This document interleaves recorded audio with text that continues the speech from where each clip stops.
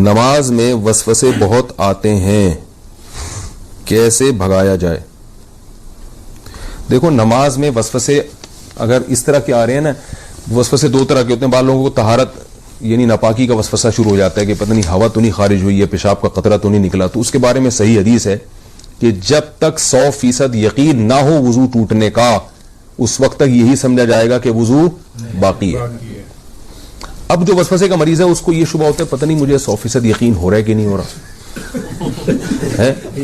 تو اس کا علماء نے حل لکھا ہے کہ اگر آپ قسم اٹھا کے کہہ سکیں نا، کوئی اس وقت پوچھے کہ بھئی آپ کی ہوا خارج ہوئی ہے یا پیشاب کا قطرہ نکلا ہے، تو آپ قسم اٹھا کے بولے اللہ کی قسم ہوا خارج ہوئی ہے، تو یہ اس کی علامت ہے آپ کو 100% یقین ہے. یعنی اگر آپ قسم اٹھا سکتے ہو تو کہا جائے گا کہ وضو ٹوٹا ہے.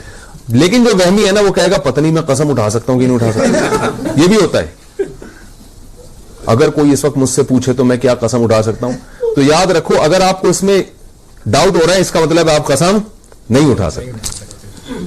کیونکہ جب آپ نے کوئی یقین ہوتا تو کہتے ابھی رات کا وقت ہے نا، میں آپ سے پوچھوں بھائی ظہر ہے یا رات ہے، تو آپ قسم اٹھا کے فوراً، کوئی کتنا ہی وہم کا مرض ہو آپ قسم اٹھانے میں ہچکچاؤ گے نہیں. تو اگر یہ ہو رہا ہے پتہ نہیں قسم اٹھا سکتا ہوں، تو یہ اس کی علامت ہے کہ آپ قسم نہیں اٹھا سکتے اور آپ کا وضو نہیں ٹوٹا. پھر یہ فکر نہ کریں کہ حقیقت میں ہوا خارج ہوئی ہے نہیں ہوئی ہے، بس اللہ اس کے رسول نے جب کہہ دیا کہ آپ کا وضو باقی ہے تو وضو باقی ہے. دوسرا وسوسہ تجوید کا ہوتا ہے. الحمدللہ کو الحمد پتہ نہیں ہا حلق سے نکل رہا ہے کہ نہیں نکل رہا، یہ بھی ہوتا ہے. اتنی زور زور سے پڑھتے ہیں کہ ساتھ والے کے لیے نماز پڑھنا مشکل ہو جاتا ہے. تو ایسے وسوسے کے مریض کو چاہیے بس جلدی سے پڑھ لیا کرے. کسی نے بڑا اچھا ملفوظ بھیجا حضرت ڈاکٹر عبدالحی رحمۃ اللہ علیہ کا، کہ ان کے پاس ایک شخص آیا اور کہنے لگا میرے تو سجدے ہی بیکار ہیں، میری تو نماز ہی بیکار ہے، نماز میں دل ہی نہیں لگتا اور وسوسے آتے ہیں اور پتہ نہیں کہاں توجہ ہوتی ہے، ایسی نماز کا کیا فائدہ ہے، ایسے سجدوں کا کیا فائدہ.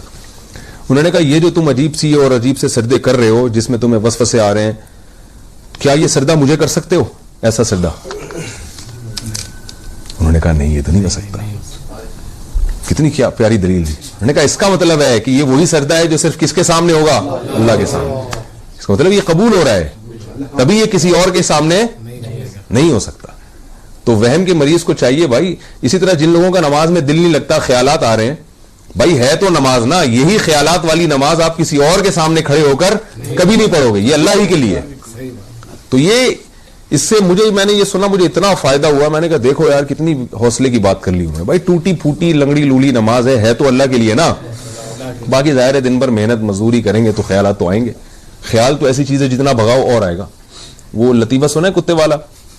وہ ایک پیر صاحب نے کسی کو، جعلی پیر تھے نا تو یہ تعویذ گنڈوں کا کام بہت کرتے ہیں، تو انہوں نے کسی کو تعویذ دیا اور 50-60 ہزار روپے اس تعویذ کی قیمت لی.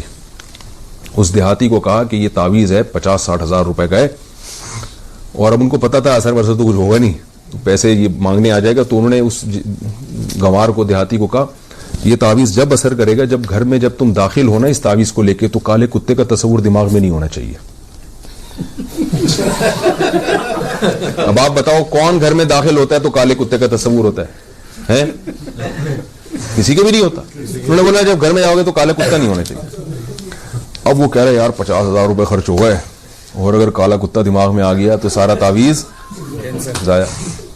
اب وہ بار بار کہہ رہے یار یہ کالا کتا نکلے کسی طریقے سے، چھٹک رہا ہے یوں کر کے کالا کتا. وہ جتنا نکالو گے اتنا ہی دماغ میں آ رہا ہے.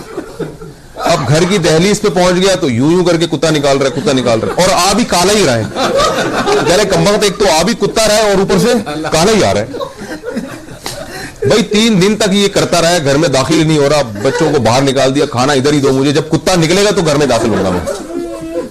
لیکن کتے نے تو اور گھسنا تھا. بالآخر یہی ہوا کہ گھر میں گیا تو ذہن میں کتا تھا. بعد میں آیا وہ اپنے جعلی پیر سے کہنے لگا یہ اثر ہی نہیں. انہوں نے کہا میں دیکھا مجھے تو پتہ چل جاتا تمہارے ذہن میں کتا تھا، اور عقیدت ہوگی کہ ایک تو ان کو پتہ بھی چل گیا.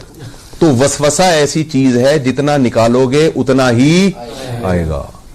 اس لیے حکیم الامہ حضرت مولانا اشرف علی تھانوی رحمہ اللہ نے لکھا ہے کہ وسوسے کا حل یہ ہے کہ نہ نکالو نہ خود سے سوچو. جو خود سے آ رہا ہے آنے دو. اللہ جب اسی وسوسے کے ساتھ نماز قبول کر رہے تو ٹھیک ہے. اور وضو کے بارے میں سوچو ہی نہیں، 3 دفعہ منہ دھو، اس کے بعد سوچو ہی نہیں یہاں سے کچھ یہاں سے کچھ. وہمی کے مریض ہیں ان کا کبھی بھی وضو نہیں ہو سکتا. ان کو آپ تالاب میں ڈبو کے نکالیں گے نا 6 دفعہ، پھر بھی نہیں ہوگا ان کا وضو. تو یہ بہت بڑی بیماری ہے. اس لیے جو ہے یہ وہم ایسی بیماری ہے کہ ڈاکٹروں جو نفسیاتی ڈاکٹر ہوتے ہیں نا ان کو بھی بیماری ہو جاتی ہے. یہ وہمیوں کا علاج کرتے کرتے جو سائیکیٹرک ہوتے ہیں نا, یہ بھی ہوائی بات نہیں ہے, یہ بھی تحقیق کے بعد بتا رہا ہوں کہ یہ جو سائیکیٹرک ہوتے ہیں نا جو نفسیاتی علاج کرتے ہیں, کچھ دنوں کے بعد ان کو اپنا علاج بھی کروانا پڑتا ہے.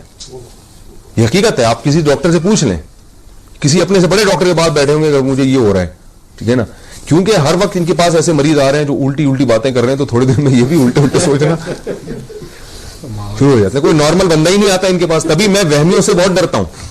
کسی کو طلاق کا وہم ہو گیا, کسی کو جناب طہارت کا وہم ہو گیا, تو زیادہ فون آتے ہیں, پھر میں اس کو وہمیوں کی لسٹ میں ڈالتا ہوں. میں کہ بھائی تو پاگل ہے, ہم کو تو نہیں پاگل بنانا, ہم بھی یہی سوچنا شروع کر دیں. میں 2-4 دفعہ اب نہیں بتاؤں گا مسئلہ.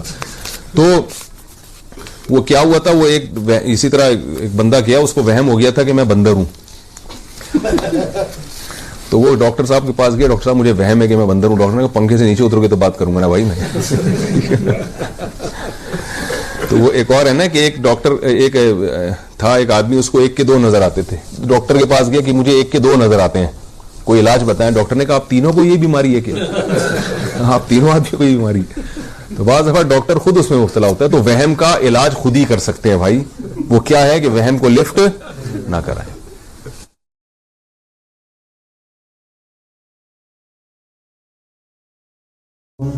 محمد عبدال انڈیا سے 4-5 سال سے میں معدے کی بیماری میں مبتلا ہوں. میرا وضو نہیں ٹھہرتا, میں نمازیں کیسے پڑھوں؟ کچھ دن بعد عمرے پر بھی جانا ہے. طواف کے دوران وضو نہیں رہ سکے گا, رہنمائی فرمائے. میں بہت پریشان, اس کی وجہ سے عبادت سے دل اٹھتا جا رہا ہے.